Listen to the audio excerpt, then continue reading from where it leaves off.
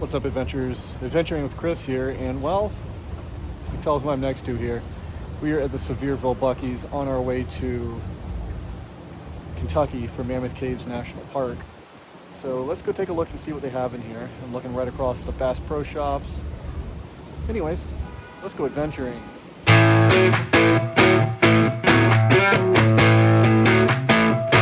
Have I told you guys how much I really enjoy and love wandering around Buc-ee's? It never fails. You always see something new. This is the one in Sevierville, and so many great things. The smells are great. I know some people say it's overstimulating or Buc-ee's is overplayed, but for a long trip, there's nothing better than seeing that Buc-ee's sign and knowing the clean bathrooms, there's going to be good food, and weird things to look at.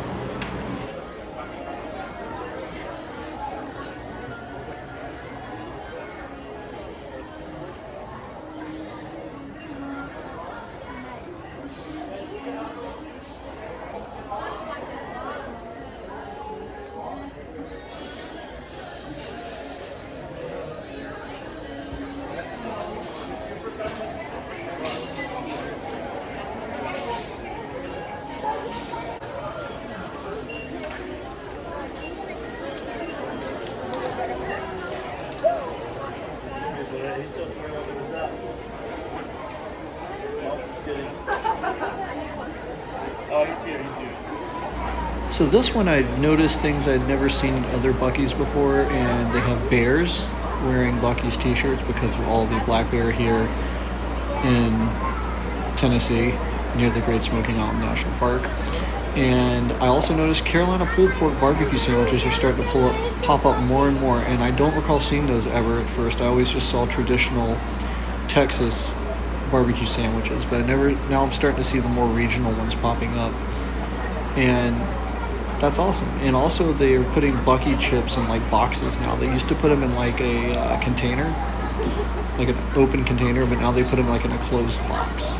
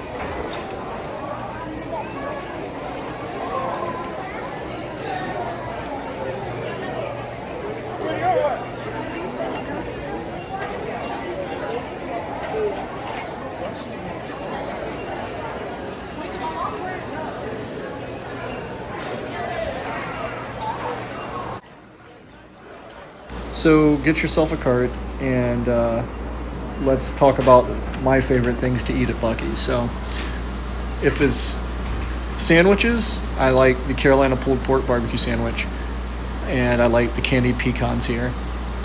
And also, I like Buc-ee chips. And if you're going to go for maybe a burrito, I highly recommend the breakfast burrito there. It's quite delicious. And I usually try and get a t-shirt from each Buc-ee's I go to if it's unique. Sometimes I'll see they have like a regional one, like this one's got guitars and things on it for Tennessee. But I highly recommend I'm just going to do voiceover, so I'm just Big Red and Big Blue if you haven't tried it yet, if your Buc-ee's has it. It's a Texas soda that sort of tastes like bubblegum. And also, I highly recommend you get the coconut banana pudding. It is the best dessert they have. You won't regret it, and you won't be able to stop eating it. And of course, nothing I'm saying is healthy. I think I have gotten a salad in like a fruit bowl there before, but the smell of barbecue sandwiches and meat on the board, like that's where I'm going every single time. You see, there's the Buc-ee chips now in a box. They used to keep them in like bags, but now they're putting them in a box. So, anyways.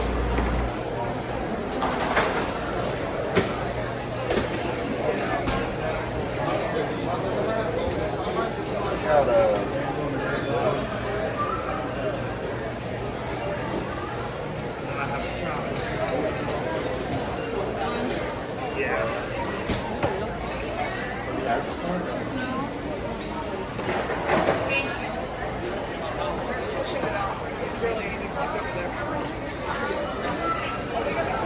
this is new. And they're putting beaver chips in a box now. What's up, adventurers? Last I left you guys, we were at Buc-ee's in Sevierville. We have made the drive to Kentucky, and now we are at Mammoth Caves National Park. Now, you think to yourself, it's called Mammoth Caves, why are you not in a cave? Well, the cave tours, you have to book those. Ours are scheduled for tomorrow. This is one of the top level hikes that we're doing right now. And this one's called the River Bluff Trail. And it goes through a pretty metal sounding spring called the River Styx Spring. And then it goes up to Echo River Springs. So it's about, 4 miles or so. Now it does go up here also to the Heritage and there's a sinkhole up there, but it is currently closed. So doing the entire 4 miles might be tricky, but luckily it's a wonderful app I can't recommend enough called All Trails. So if you are hiking and you're in a national park with no cell service or Wi-Fi, which is almost all of them, download All Trails. I'm not sponsored by them, but I highly recommend it. Download their offline maps. And then all you have to do is use your GPS and off you go. So let's see what else we got here, because again, you think the Mammoth Caves is all about just under the ground caves. Yes, they have the longest cave system in the world at over 400 miles of caves, which is pretty awesome. But there's always stuff on top to do. There's backcountry trails. So let's see if I can find anything else cool while we're doing this.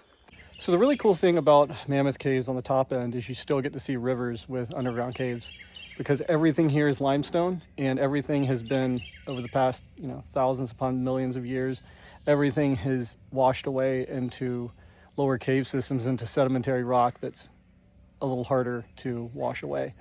Check this out. So if you look here, I'm gonna zoom in. See where it's kind of a dark green right there? Right here? Okay, that's where a cave system is. It goes under the water and can go down for miles upon miles upon miles, where crawdads and cave shrimp and things like that live. And I mean, from the top here, it just looks like a normal water system, but if you zoom in, you see where it gets dark. Those are caves. Pretty cool. So because everything is a learning experience, these are the creatures that live down there. The endangered Kentucky cave shrimp is found only here. The northern cavefish has no eyes, and the mammoth cave crayfish also has no colored pigment. So these creatures, of course, here's our black crappie, and he lives on the top end of things. But these guys here I call extremophiles, because they've learned to adapt to live in extreme environments with either no eyes, very little skin pigment, or coloration at all, because they are deep, deep, deep where the sun does not reach. Really, really cool. So I came to the other side of the river here just to give you a bit of a closer look at this subterranean cave here, and I'll zoom in on it. That goes, according to that sign, these can go for miles and miles and miles. This park has the world's largest continuous cave system at over 400 miles. So this is just what happens here. And the national park obviously has placed that pipe there over the years. For what, I don't know. But, it's really cool. This is probably one of the more unique national parks we've been to. All right, so if you take a look here, again, you just see what appears to be a normal stream running, and by all means it is. But then you go down here, and I'm gonna get over to the bridge in a second. It's another cave system. Let me get on the bridge and I'll show you. All right, so I came up over here at a better angle, and there is another starting of a subterranean cave system under the water there. And again, people on All Trails were complaining that there was no river access. They don't want you having river access, because that that could go for miles and miles and miles under the ground. So yeah, pretty neat though. Let me also say how nicely kept this park is. On the top side of things, you wouldn't think they'd spend a whole lot of time and money on the top side, but the trail up here is actually really nice and well maintained. So as usual, the national park does a really good job of telling you what you're looking at. So this subterranean system I was telling you about, well, in 1983 they sent down divers with special equipment, and they went down 12 feet from the surface. They found 33,400 feet of passage, encountering rooms as large as 30 feet wide and 27 feet high. And this is a sketch of what they drew of their time down there. So this is the surface. They went all the way down 12 feet and found all kinds of rooms branching out. And they put dye in the water here to try and find out the source of where this water is coming from. And here's some recent divers that have done the same thing. But right there, this is where all this water is feeding from, somewhere coming up from the who knows where, somewhere deep in the earth. And it's filling these rivers here that have created over the years. Millions of years, I should say. All right, so here is the Green River, and people kayak it. We got a couple people over here pulling their kayaks in. There is a boat launch right here. So yeah, they used this ferry for many, many years. The park has a ferry system here too, but right now they're not using it. My guess is cutbacks. But yeah, here is the Green River where a lot of these streams and things flow. So the cool part about this trail that we just found is there's a cave, and this is reminding me a little bit of West Virginia with all the silver mines, except these are not man-made caves. They've got it blocked off here with a railing, but I feel a cool blast of light. Probably, I'd say it's about 20 degrees cooler than it is out here right now. It's probably 90 degrees outside. I'd say the air coming out of this cave is in the 50s. And again, this is really cool. This is different from New River Gorge National Park because it's full of silver mines. This is an actual man-made cave natural cave created by all the years of erosion from the limestone. And they've blocked it off for safety reasons, but you can just feel the cool air blasting out of here right now. It's really nice. So many of our national parks can be thanked as a result of the CCC, or the Civilian Conservation Corps, created by Hoover to try and give people jobs during the Great Depression. This was a sewage treatment building that they built during the 40s, and they used it all the way up until 1995 to help the park pump some of the raw sewage out, and this is all that's left of it. And it was used up until 1995. Pretty cool stuff, what you see on trail out here. So after some very creative turning around and back again, we are at the end of this trail. It was supposed to go River Styx, and then we were going to go to the Sunset Trail and then go get to see a sinkhole. Unfortunately, I think the sinkhole did some more damage and they closed all that trail, so we got cut off at 2 points, had to come back around, and thanks to All Trails and GPS, we were able to double back and find our way. But I see one more cool thing down here on an observation point I'll show you guys before we head back to the visitor center, and I'll show you guys some of that. So I promised you something cool. This was part of the Mammoth Cave tours that they give, but a collapse and or cave-in brought this all down, and now it is cut off. And I'll show you a map here where they said what happened was, again, this park is constantly changing because of the erosion, but let me move my poles out of the way. As you can see, this is the historic Mammoth Cave entrance that was opened by a collapse. And then here's the end of the Dixon Cave. So this was where it broke off, right in here somewhere. And here's a couple of climbers that went down in there to take a look and see what was going on. But yep, here's another. This park is full of these. Like every corner you turn, there's another boarded off cave or collapsed cave entrance. So typical thing that nature does is when things like this happen, nature adapts. So what happened? Well, these Indiana gray bats, or just Indiana bats, excuse me, came here and they hibernate. And they use these caves to hibernate in the winter. And if humans go disturb them, they'll fly out of there scared and they'll use up their fat stores. So the park says, do not go in there and mess with them. This cave is collapsed. There's no sense of going down there anymore. But these are all the different bats here we have. There they are, the Indiana bat. We got a gray bat. Next up, we've got the eastern small-footed bat, tricolored one. Big brown one. That one looks like a little fox. Little brown. Eastern red bat. It looks like a little mouse. And this guy, the Raffinger's big ear bat. All these guys call these caves home. Another cool part about being in the national parks is the wildlife. You got 2 deer here just chilling.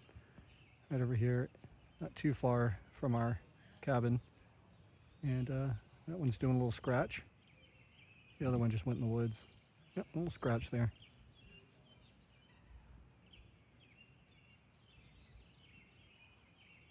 Not a care in the world.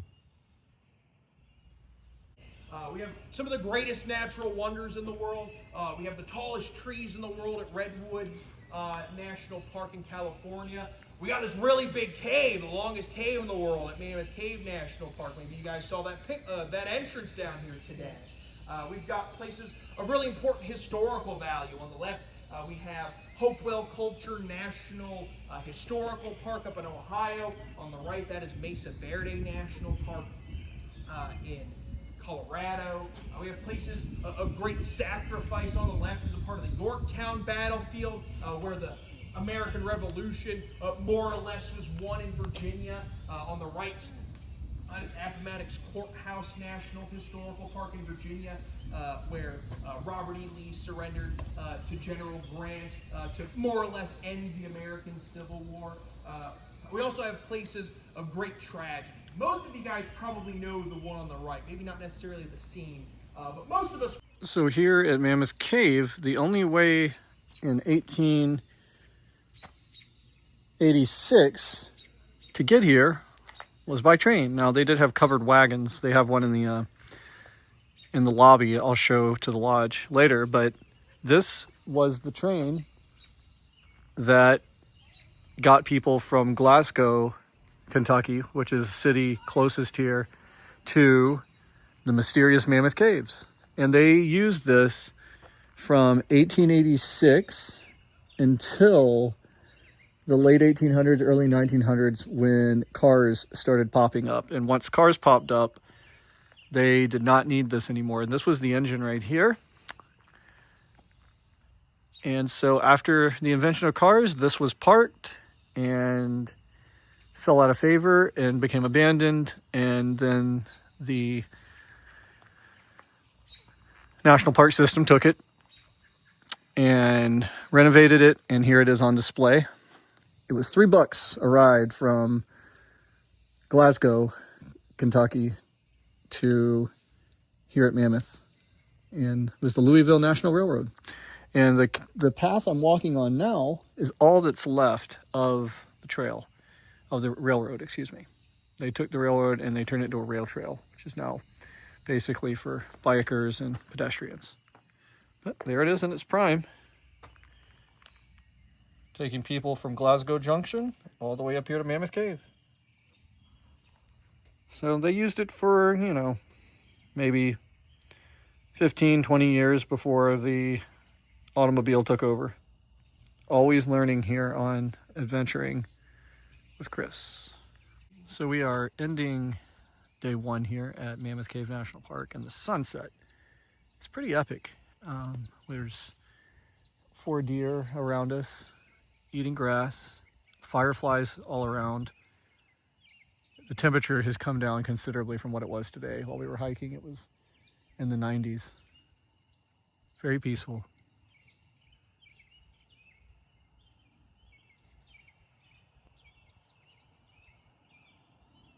All right, so that wraps up day 1 here at Mammoth Caves National Park. This is the freestanding cabin that we rented for the next couple of nights. And it's nice. It doesn't have any Wi-Fi and no TV. So it forces you to come down here and hike and get out there and see nature and see everything that they have to offer. And I think that's what it's all about. You don't come to these places hoping to have all the amenities. And it's nice. We just came from Great Smoky Mountains, and yeah, the place we had there had Wi-Fi and everything, but it's kind of nice to come in here. You got air conditioning and nice hot running water and everything, but kind of forces you to rethink, unplug. And then tonight I can't wait to see the sky. This is a dark sky park, which means all of their lights are low and you might be able to see the Milky Way. So anyways, I'll take you guys inside. We're going to go over there in a minute in the lobby, and I'll show you guys everything they have in there with the restaurant and anything else that's neat. Day 1, Mammoth Caves National Park. Be sure to like, follow, subscribe, Adventuring with Chris here on YouTube. Excuse me. If you're into that sort of thing, I just finished hiking about 5 miles or so, so I am cooked. But I will catch you guys on the next one.